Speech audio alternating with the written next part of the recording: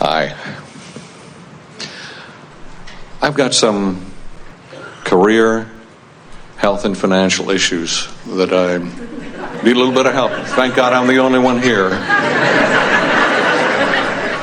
Glad you've narrowed it down. Yeah.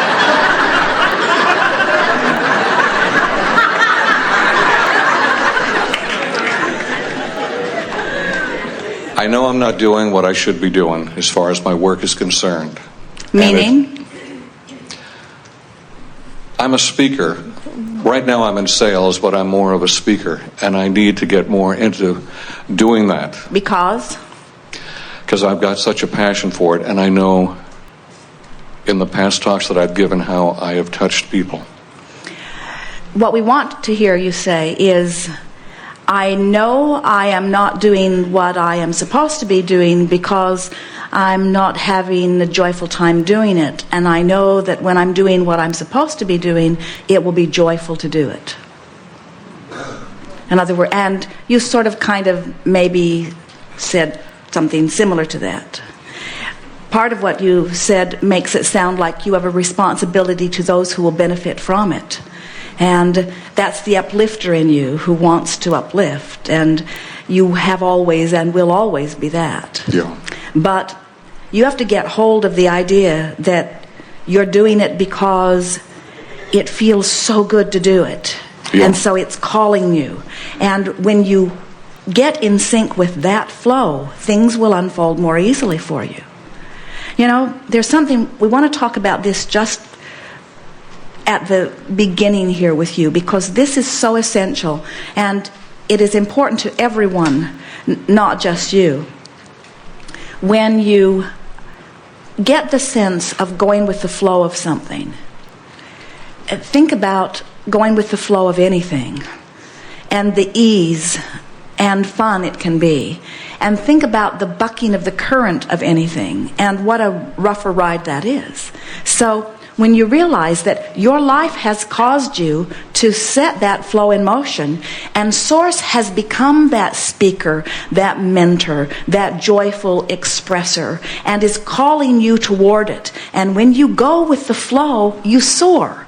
And when you hold yourself apart from it, you don't. But what we want you to hear is that you can go with the flow as you sometimes speak without going against the flow when you're doing other things. Would you say that again? You don't have to stop doing the salesman work that you're doing right now, this red hot minute, and just go with the flow of speaking. You just have to stop pushing against the things that you are doing, and the current is still calling you, you see. The problem is the person with whom I'm working, they say, if you do it, I'm going to fire you. Because I haven't been doing what I know I should be doing, I've had a lot of health issues, from a throat operation to a kidney stone, and then the day before Thanksgiving I found out I have cancer. So I know, it's prostate, I'm going to be good, but it's... Well, all of that... I feel stuck and trying to make that transition, and also I have to have financial considerations. But you see, it's that feeling of wanting to do something and not letting myself do it. So you're saying, I want to do this thing I cannot do. And then it's impacted further when you say, I want to do this thing and I'm told I will be fired if I do it. And so what we would do if we were standing in your physical shoes is attempt to close that gap. So you say, well, I want to be a speaker, and let's flesh that out a little more. In other words, let's say you're at work, you're doing something, it's all right, you're good at it, you're not having a particularly wonderful day, and maybe you feel a little extra pressure from someone who takes pleasure from being your employer and exercising a little control and power over you, and you, being the freedom-seeking being that you are, feels that, and you launch a powerful rocket of desire again that says, I want to be financially independent, and I want to work for myself, and I want to do what I feel I was born to do. And so you launch that rocket still further, but then you're standing there in that place that's apart from that. So as Esther is playing her games and you're playing your games, you can feel a big vibrational gap between where you are and where you want to be. So you stop and you say, well, what's the situation? Well, the situation is I feel stuck in a place that I need to be for financial reasons. And it's easier to stay here than to go somewhere else because I'm not ready to earn a living doing what I really want to do, and I don't want to do something else in the interim. And so not only do I feel stuck because I'm doing it to myself, but now I've got this other person saying, if you deviate even the slightest bit, it will be reason for me to fire you, which just makes me all the more eager to get out of here. And so the contrasting situation is that, and how I feel is stuck, how I feel is powerless, how I feel is angry, how I feel is all of that. And so what is it that I want? I want a gradual, comfortable financial transition from doing what I know how to do that earns plenty of money into doing what I love to do that will eventually earn plenty of money. I want this comfortable, gradual transition. And doesn't seem like I can have this gradual transition because this person that I'm currently employed with is saying that it's impossible for me to have that gradual transition. And I'm furious because why would anyone seek control over what someone else does? I must be pretty good at what I do. The idea of me not being there, now we're working on closing the gap. The idea of me not being there must make this person feel a little threatened, and it may make this person feel like I'm cutting into their financial well-being.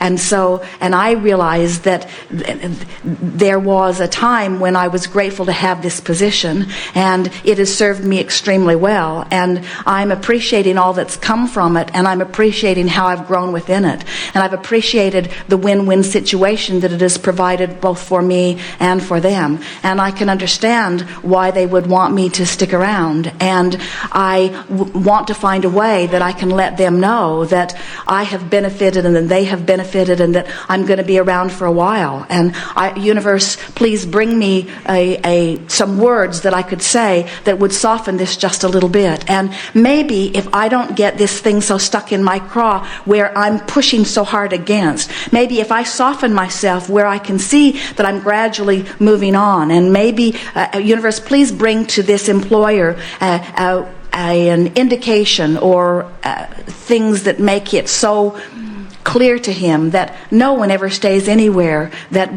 it's all a passing parade, and help him to understand that what is needed will always come to him, just as what is needed for me will always come to me. And help me find a way to explain that I'm not planning on doing anything this red hot minute. I'm happy here, and maybe if I don't express my discord so much, he won't feel so threatened. As I get feeling better about what's coming for me, then I'll stop showing signs of being so dissatisfied, which will make him then feel less reason to offer the threat that sort of holds me here. And I know the right words will come to me, and it's conceivable that I could do what I'm doing on a part-time basis and still make as much money for all of us as I've been making while I do more and more of this other, so that I have this sort of buffer. And I'm looking forward to getting my feet wet. In fact, maybe I will use some of the psychology that I'm hoping to express to the world for their benefit in my own life experience. It will be fun to watch me apply these principles and watch all this smooth out. And anyway, there isn't anything that I have to do about it this red hot minute. In other words, I am well employed. Things are going well for me. I'm not ready to close that door anyway and go out on the circuit. Maybe I should explain that to him. Hey, this isn't anything I want to do anytime soon. This is something that I'm thinking about phasing gradually into, and on a really part-time basis. And it's something that I believe would enhance not only my life, but your life too. And doesn't that feel better? It does, yeah. But she told me to cut it off. That's that. I even had to sign papers. And I can't tell you the frustration. And right now with this... Now, you see what... Now, here's the thing that we want to point out. And you make it really easy to do that. It's a logical thing, what you're saying. You're explaining how things are. And we don't care how they are, because we're over here where you want to be, calling you this way. Mm-hmm. So we just did a really good job of calling you this way. And you listened. You were very polite, and you listened. And then after we called and called and called and called and called, you essentially said, I'm not coming. Mm-hmm. And we weren't calling you from your employment. We weren't calling you into action of disobeying someone who has no right to demand anything of you in that way. We were not calling you into that. We were calling you emotionally. We were wanting to provide an emotional bridge that would make you see that maybe some possibilities will unfold. You see, we can see down the road for you, and we know that things are going to unfold and it's going to be just fine. And so from that knowledge, we're calling you. But because you can't see down the road as far as we can see down the road, you're questioning what might be out there. And so you're arguing for the limitations that seem to be very real, but just the same, you're arguing for them and you're causing them to be activated in your vibration, which is making them real as far as you're concerned. In other words, the universe can't give you the universe is giving you the inspired words, but you can't hear them. The universe is lining up things to help your employer understand that she could get by without you, but you can't hear that. In other words, the things are lining up, but they're zigging while you're zagging because you are fixated on this extraordinary injustice. This is paramount to being in a situation where you have discovered your life's work and someone has chains around you saying, oh no, you're not going anywhere. And you feel like you've got to break loose of those chains. And what we want you to understand is all you got to do is go with the flow. No one can hold you against your will, but you're letting your perceived power of this person mess up your energy so you can't go anywhere, and then you're giving her all the credit for it, you see. So, in other words, it would be like someone saying to you, you can't go to the beach. And you'd say, well, I surely can. And they say, no, you can't go to the beach. I've decided I don't want you on the beach, and I'm going to watch you every day. And if you go to the beach, I'm going to hit you in the knees with this baseball bat. So you say, it could be painful to go to the beach. And as you look around and there's that person with that baseball bat, you start feeling increasingly resentful that you can't go to the beach. And then you think, well, they can't watch me 24 hours a day. I can go to the beach in the middle of the night. Or I can go to the beach when they're not looking, which is just increasing your determination, but it's also increasing the crevasse between where you are and where you want to be. And then you think, well, I can think about going to the beach, and I can remember going to the beach, and I can take pleasure in my mind about going to the beach, and there'll be no hitting me in the knees with the baseball bat because they can see that my body is right here while my mind has gone to the beach. And what we're saying to you is, if you take your mind to the beach so often that you deactivate your awareness of this person with the baseball bat, law of attraction will cause circumstances to put separation between you and the person with the baseball bat. They will find themselves distracted from you. They will be called to things that are more a vibrational match to them, while you are called to things that are a vibrational match to you. And the person with the baseball bat becomes a non-issue in your life. But you've got to go to the beach in your mind, or they'll be right there with the bat.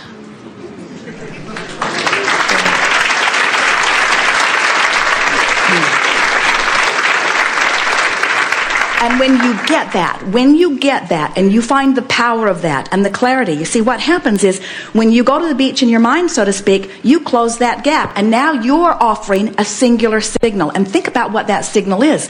That's the signal that life has caused you to launch into non-physical. That's the signal that source energy has embraced and become. That is a powerful signal. And now you, because you went to the beach in your mind, became one with that signal. Do you understand the power of such a signal?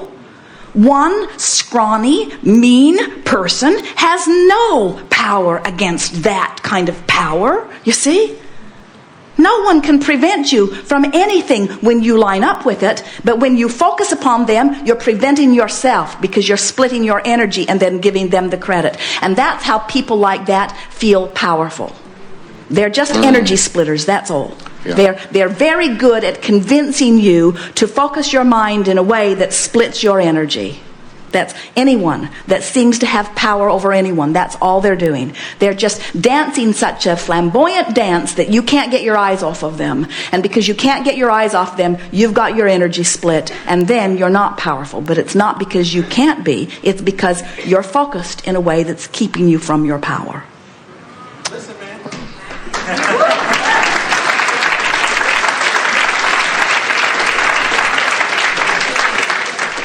Thank you.